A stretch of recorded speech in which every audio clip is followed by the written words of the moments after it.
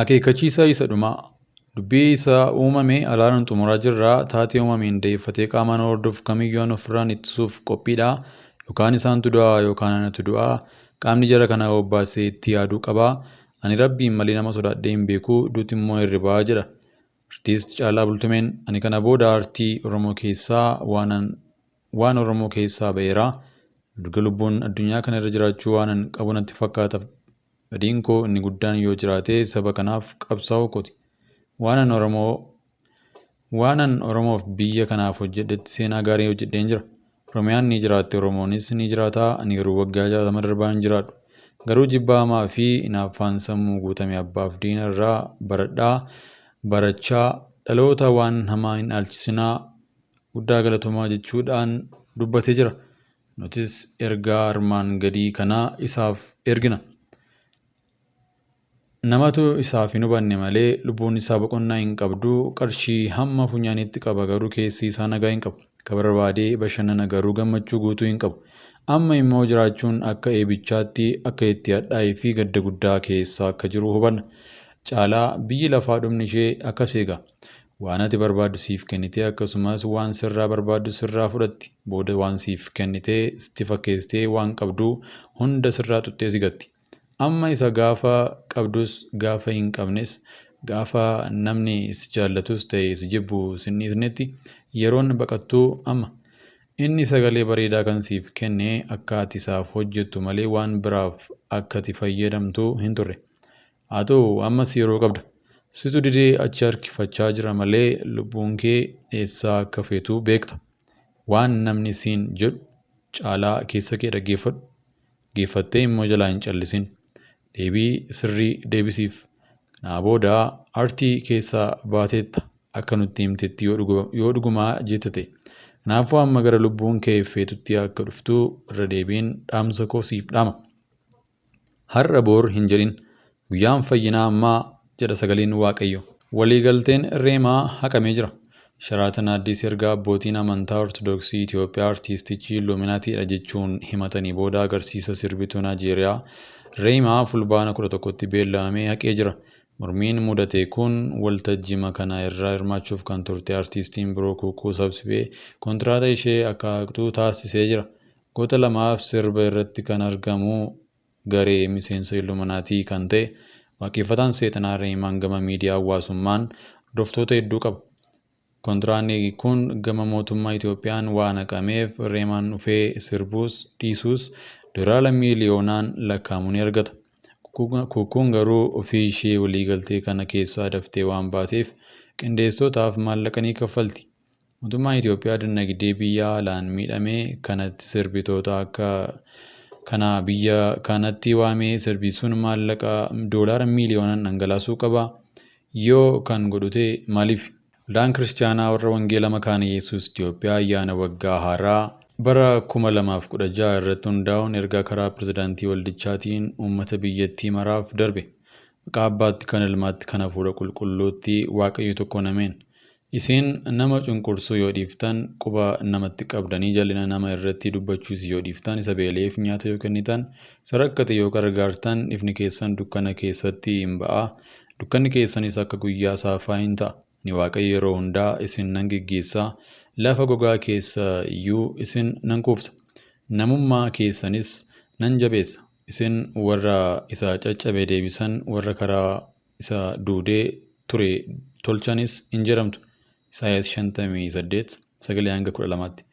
Waaqayyotti kan jaallatamtan uummata biyya keenyaaf amantoota hundaa biyya keessaaf biyya hambaa akkasumas iddoo adda addaa ayyaana waggaa haaraa isa bara 2016 ayyaaneffachuuf qopheetti kan jirtan hundumaaf. Ayyaanni Waaqayyoo bakka jirtan hundumaatti isin haa qaqqabu. Waaqayyo araara isaaf gargaarsa isaatiin hundumaa keessan nagaatti eegee bara 2015 gara bara 2016tti baga nagaadhaan isin ceese jechuudhaan maqaa waldaa kiristaanaa warra Wangeela Makaana Yesuus Itoophiyaa fi maqaa kootiin hawwii gaarii isiniif ibsuun jaalladha. Baga Waaqayyottiin isin ga'e. Bara dabre kana hubannaadhaan deebinee yoo ilaalle barichi akka waliigalaatti bara gammachuu bara milkaa'inaa eebbifamnee gara boqonnaa haaraatti ceenee fi bara abdii haaraa itti horannee ta'uu danda'a. Gara biraadhaan garuu bara naasuu fi roommaa bara yaaddoon guutee fi bara abdiin jireenya dukkanaa'e, bara waadanuu itti dhabne, bara gidiraa ta'ee argamuu danda'a. Haa ta'u iyyuu malee gaarummaadhaaf araaraan kan guute Waaqayyo Gooftaan keenya kana hundumaa keessa nu dabarsee bara haaraa kanatti nu ceessee jira. Erga akkas ta'e bara dhufu kana immoo abdii akkamiitiin simanna ree? Barichis maal fakkaachuu mala? Akka namaatti har'a irraa kan darbee bor maal ta'uuf akka jiru raajuun rakkisuu danda'a. Haa ta'u malee Waaqayyo irratti abdiin qabnu jabaadha. Isatti abdiin hin kutatamu. Warra yaada qajeelaaf garraamummaadhaan fedhii isaa raawwachuuf amanamummaadhaan jiraatan kakaasee Waaqayyo yaada isaa isa gaarii in raawwata. Garaa biraa yoo ilaalles Waaqayyo kun ilmaan namootaa hundumaaf iyyuu qalbii gaarii fi yaada qajeelnaa qoodee jira. Warra isaa amananii isa duukaa bu'anii immoo caalaatu eegama. Raajichi Isaayyaas baroota dura saba Israa'el abdiin inni raajee sun biyya keenya Itoophiyaaf ergaa jajjabinaa fi abdii mul'achuuf jiru nutti horuu mala. Bara sanatti uummata boojuu jala jiraatuuf waamicha abdii dabarse sanaatis har'a dhaggeeffachuun nuuf mala. Ergichi namni yaada garaa isaatti jijjiirratti qalbii gaariidhaa fi yaada qullaa'aan abdii Waaqayyoo sana akka eeguu fi akka eegu duwwaa immoo utuu hin taane waan isa irraa eegamus akka raawwatuuf yeroo ammaa kana akka biyyattiitti haalli keessa jirru hubatamaadha. Nageenyi booree tasgabbiinis achi fagaatee haalli hawaasummaaf dinagdee gara dhabee yeroo jiru kanatti furmaatni fi malli isaa numa harka jira.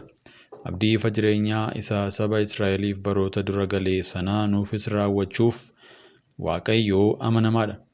Garuu gama keenyaan immoo yaada garaa keenya jijjiirrachuuf qalbii ofitti deebi'uun ni eegama.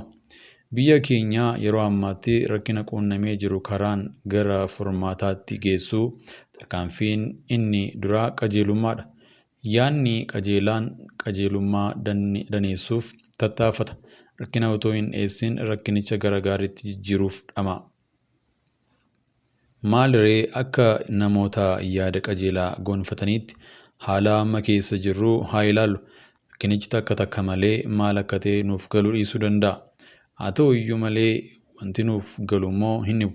Hundumaa caalaa rakkinni bara kanaa nu quunnamee rakkina wal dhaggeeffachuu dadhabuu fi tasgabbiidhaan waliin dudubbachuu dhabuuti.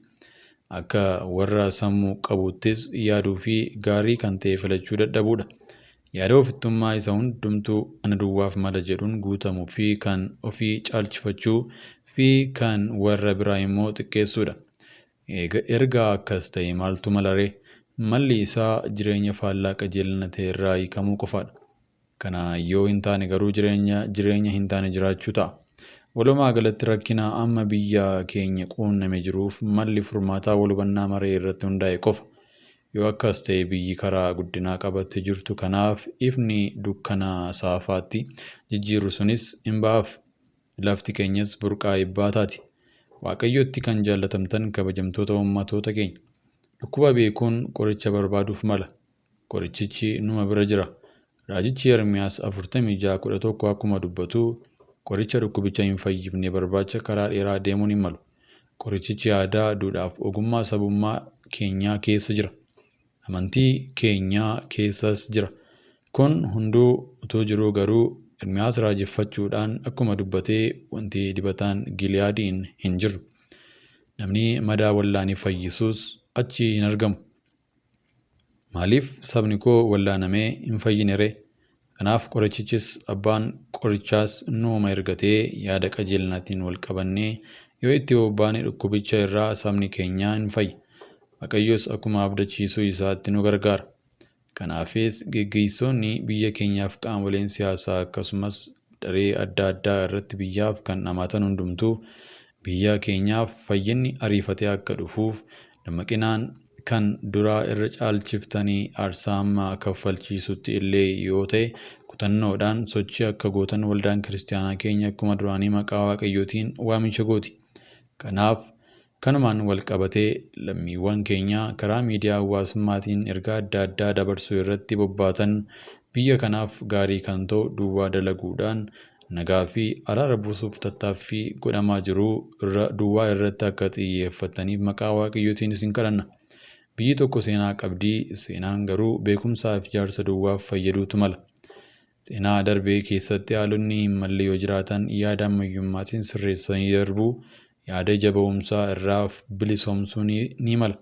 Caalaadhumatti immoo kiristaanonni seenaa ammeenyaa isa darbe araaraan cufuun maal akka ta'e beektu. Waaqayyo yaada ilmaan namaa isa diinummaan mo'amee araaraaf dhiifamaan jijjiiree gara boqonnaa haaraatti nu ceesisuu isa ofii keenya duwwaadhaaf utuu hin ta'in ormaaf akka jiraannu ergamoota araaraas taane akka mul'annuuf erga kana ta'ee haala amma keessa jirru keessatti gara kamiin dhaabbannee jirra laata? Gama biraadhaan nageenya buusuudhaaf bifa adda addaatiin yaaliin godhamaa jiru jabaatee akka itti fufu yaadachiisuu jaallanna. Caalaadhumatti rakkina Oromiyaa keessa jiru karaa nagaatiin hiikuuf yaaliin jalqabamee kutannoodhaan akka itti fufu akkasumas immoo mootummaan naannoo Amaaraa keessa taateen adeemaa jiru alaan yaaddeessaa waan ta'eef xiyyeeffannaan itti kennamee karaa nagaatiin akka hiikamu daballee waamicha gochuu jaallanna. Dhumarratti barri dhufu kun kan nagaa, kan araaraa, kan jaalalaaf, kan tasgabbiisaniif haa ta'u. Saboota keenya gidduutti jaalalli haa dagaaguu, araarri lalisee tokkummaan haa calaqqisu. Ayyaana kana yeroo ayyaaneffatanitti kan rakkatanii fi harka qalleeyyii yaadadhaa. Ayyaana gaarii isiniif haa ta'u. Waaqayyo biyya keenyaa eebbisuu haa eeguu, fuula araara isaas haa deebisu. Luba Dooktar Yoonaas Iggasuu, Pirezidaantii Waldaa Kiristaanaa warra Wangeelaa Makaana Yesuus Itoophiyaa.